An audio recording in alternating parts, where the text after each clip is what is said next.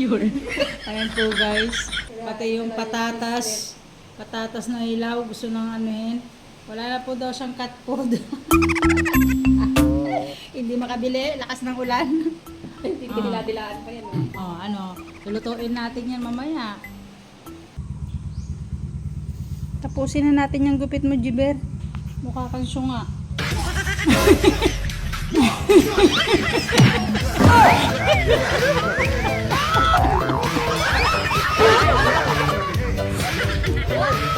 kang syunga. Tapusin na natin yung gupit mo. I'm on vacation every single day 'cause I run my occupation. I'm on vacation every single day 'cause I run my occupation. Real talk.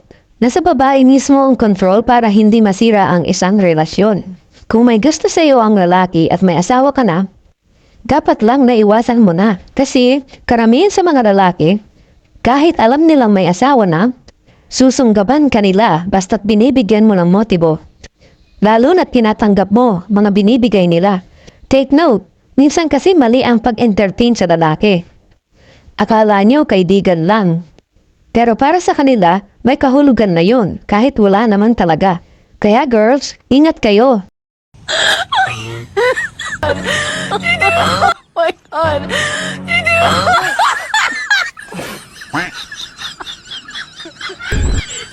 Yun. Yun.